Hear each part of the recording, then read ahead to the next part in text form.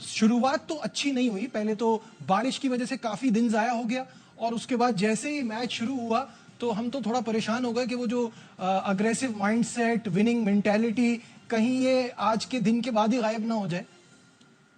होता है ऐसा अक्सर, लेकिन आपने बोल्ड डिसीजन लिया, 2 दिन पहले अपनी टीम अनाउंस कर दी। आपकी स्ट्रेंथ, आपके फास्ट बॉलर हैं, आपके पास इतने क्वालिटी के स्पिनर नहीं है और बांग्लादेश को आप स्पिनर से ज्यादा फास्ट बॉलर पे आउट कर सकते हैं। तो एक हिकमत अमली पाकिस्तान ने बनाई थी, उसकी तारीफ करना जरूरी है। बैक फायर थोड़ी सी कर गई शुरू में कि टॉस भी हार गए। शान मसूद ने टॉस पे भी यही कहा कि अगर हम टॉस जीतते तो हम भी पहले बॉलिंग करते। इसका मतलब ये था कि ग्रीन टॉप विकेट से फायदा उठाना चाहते थे। वो फायदा पाकिस्तान ने बैटिंग में नहीं उठाया।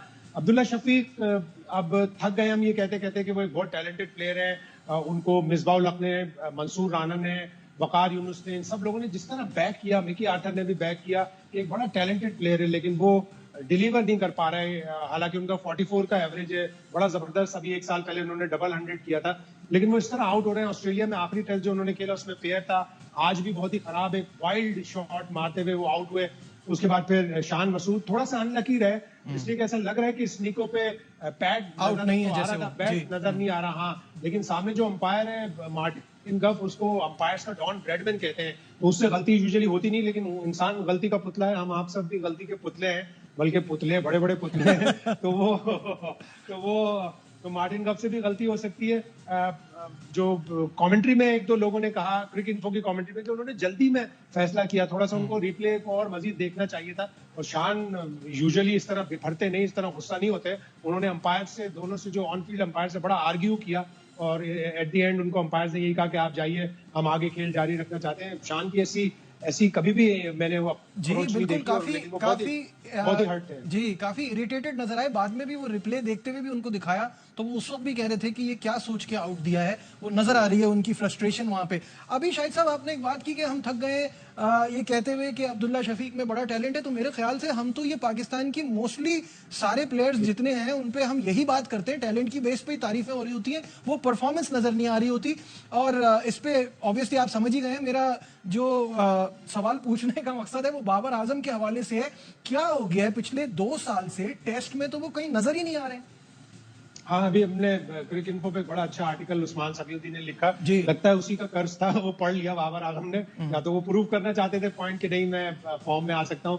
बाबर आजम कुछ T20 वर्ल्ड कप के बाद से इतना विजिबल भी नजर नहीं आया, इनविजिबल थे। उन्होंने आके कोई प्रेस कॉन्फ्रेंस भी नहीं की, बताया भी नहीं कि हम क्यों हारे T20 वर्ल्ड कप में, और अवे थे शायद क्रिकेट से, इसलिए भी ऐसा कुछ हुआ। और वो अंदर आने वाली गेंदों पे जिस तरह आउट हो रहा है, वो एक वाकई लम्हा फिक्रिया है। 14 टेस्ट मैच जो उन्होंने होम में खेले, उसका ये पहला उनका सिफर है। तो ये भी एक बड़ी बात है कि जाहिर है कभी ना कभी तो उन्होंने सिफर पे आउट होना था। लेकिन बाबर आजम से लोग तवक्को करते हैं अच्छी 50 की, अच्छी 100 की। काफी अर्से से उन्होंने टेस्ट में कोई 50 भी नहीं की। और आज इनिशियली वो ऐसा लग रहा है, चाहे वो कोई भी फॉर्मेट हो, इनिशियली थोड़ा सा पैनिक में नजर आते हैं, थोड़ा सा नर्वस नजर आते हैं। जबकि इतना टैलेंट है, दुनिया के नामवर खिलाड़ियों में शुमार की जाते हैं, तो उनको नर्वसनेस शो नहीं करनी चाहिए। यूजुअली कोई भी बैट्समैन पिच पर आता है तो स्किटिश तो होता है, नर्वस तो होता है, लेकिन बाबर आजम जैसे प्लेयर से आप ये एक्सपेक्ट नहीं करते। बिल्कुल सही है। शाहिद साहब अभी आप बात कर रहे थे शान मसूद ने क्या कहा था, तो आपको वो भी दिखाते हैं।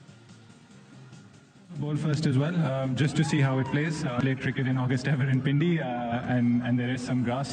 It's rained a bit, but again, it's one of those decisions. Test cricket is played over 5 days. There's always an advantage and a disadvantage to something. So I think with batting first, if we bat well, I feel that towards the end of the game, it might get a bit harder to bat if the cracks do open. Of course, I mean, I think we have to. Test cricket is about picking 20 wickets, and for us, when we went to Australia, that was one of our targets. I thought we did well there with the ball especially, and now it's about continuing that momentum. And when you have 7 home games out of 9, that gives you a great chance to take advantage of home conditions, and that's what we're looking to do. Tausif Ahmad साहब ने भी हमें join कर लिया, उनसे बात करते हैं। तौसीफ भाई, ये बताइएगा, अभी यही बात हो रही थी शान के लिए कि उन्होंने भी यही कहा था कि हम भी टॉस जीतते तो फील्डिंग करते। ऑब्वियसली जिस तरह की पिच तैयार की है वहां एडवांटेज लिया जा सकता था, जो कि शुरू में बांग्लादेश ने लिया। शान का ये मानना कि ये जो बाकी टेस्ट मैचेस बचे हैं इनमें से ज्यादातर होम है और हमें उसका एडवांटेज लेना है। यहाँ हम बांग्लादेश से इतना जो है वो थोड़ा फंस रहे हैं, शुरू में जैसे फंसे थे अभी, तो इंग्लैंड जब आएगी वो तो फिर हमें डोमिनेट करेगी। क्या लगता है आपको? बिल्कुल नजीब, आपने सही कहा, और ठीक है, वो अपनी जगह है कि हमें होम एडवांटेज और जो प्लान एक बनाया है गिलस्पी ने बनाया है, इन सब ने बनाया है, या जहन में सिर्फ इनमें सिर्फ यही था कि हमें तेज पिचेस बनानी है, और उसको देखते हुए हमने कोई रेगुलर स्पिनर भी नहीं डाला, जबकि उनके पास ऑलमोस्ट 2-3 स्पिनर्स उनके पार्ट टाइम के साथ साथ मौजूद हैं। तो वेदर और इस सब चीजों को देख कर ठीक है, आपने प्लान अपनी जगह किया। 4 पेसर तो मेरे हिसाब से अभी भी नहीं बनते थे किसी भी हाल में। ऑन ऑफ होता रहेगा ये टेस्ट मैच आगे पीछे। और हाँ, पाकिस्तान अगर यहाँ होता तो मेरा ख्याल 6-7 आज उन्होंने कर दिए थे। ठीक है, टॉस अपनी जगह है, बट देखना ये होगा कि वाकई जो बात शान ने की है उसमें जो आपने अभी पॉइंट आउट किया है कि आया हम वेस्ट इंडीज और इंग्लैंड और के खिलाफ भी हम इसी तरह का कुछ करेंगे। देखिए, मॉइस्चर है उस पर, और इनकी बॉलिंग कोई इतनी तगड़ी बॉलिंग नहीं। अगर वैसे आप आउट देखें तो कोई एक शान का तो वैसे भी डाउटफुल हुआ, उसके बाद एक लेग के बाहर गेंद, इतनी कोई ऐसी पेस बॉलिंग उनकी हमें नजर नहीं आई। जो ठीक है, उन्होंने विकेट्स ले लिए 3 अपनी जगह से, बट उसके बाद आपने देखा कि दूसरी टीम में अगर कोई होती ना तो फिर वो इतना टाइम नहीं देती, वो 6-7 तो वो भी आउट कर जाना था उन्होंने।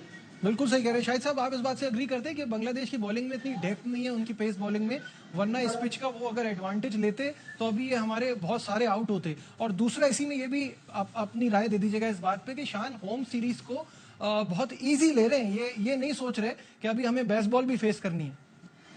बिल्कुल ऐसा ही है, और मेरे हिसाब से तो बांग्लादेश ने एक गलती की है।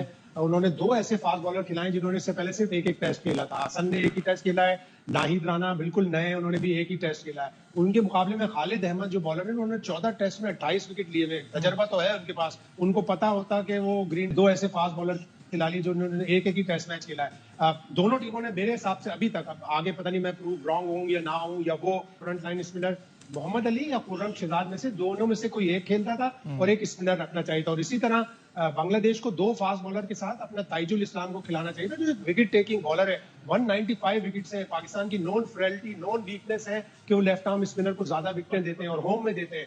तो ताइजुल इस्लाम को ना खिलाना और अबरार को ना खिलाना, आगे जाके कहीं जब अगर जिस तरह शान ने कहा कि क्रैक्स पड़ सकते हैं तो ये कहीं किसी टीम को कॉस्टली ना पड़े। तो पाकिस्तान को पहली इनिंग्स में इतना लंबा स्कोर करना पड़ेगा कि उनके ऊपर तीसरी इनिंग्स में प्रेशर ना आए। तौसीफ भाई, अभी हम बात कर रहे थे, शायद भाई अपना जवाब दे रहे थे, तभी साइम अयूब आउट हो गए हैं और 56 किए हैं उन्होंने। हसन महमूद ने उनको आउट किया, मेहदी हसन ने कैच लिया। तो ये अच्छी खबर तो नहीं है, क्योंकि साइम ही थे जो मेजर स्कोरिंग कर रहे थे इस वक्त। ये आपने ठीक कहा। मैं ये कुछ ट्रैवल कर रहा हूँ, मुझे घर तक जा रहा हूँ, तो गाड़ी से ही मुझे आपने दी इत्तला। और मैं समझता हूँ कि देखिए, एक लिहाज से अगर हम देखें जो पोजीशन हमारी थी उसमें ये दोनों यंगस्टर ने जो है काफी हद तक हमें बाहर निकाला है। लेकिन हम को अब आने वाले बैट्समैन, जाहिर है हमारी बैटिंग अभी ठीक ठाक बैटिंग हमारी मौजूद है, तो ये तकरीबन मेरे हिसाब से 250 से 300 तो इनको किसी हर हाल में करना पड़ेगा। और अगर ये कर देते हैं 250 प्लस भी, तो ऐसा नहीं है कि मुश्किल है। लेकिन एक दो चीजें शाहिद भाई ने जो की बिल्कुल ठीक कहा है कि देखिए, उन्होंने स्पिनर अपना ठीक नहीं डाला, उनकी भी अपनी स्ट्रेटेजी कोई बनाई होगी उन्होंने, या वो एक पेसर जिसकी बात कर रहे हैं वो उसको नहीं डाला, स्ट्रेटेजी अपनी जगह। बट लेकिन यहाँ पर वाकई अगर कोई धूप निकल आती है तो जाहिर है थोड़ा अच्छी पिच हो जाएगी, उस पर पेस गेंद तो निकलनी है। हाँ, स्पिनर के लेफ्ट आर्म स्पिनर जो हमेशा हमें मुश्किलात डालते रहे, ऐसा ना हो कि हमारे लिए मुश्किलात डालते हैं।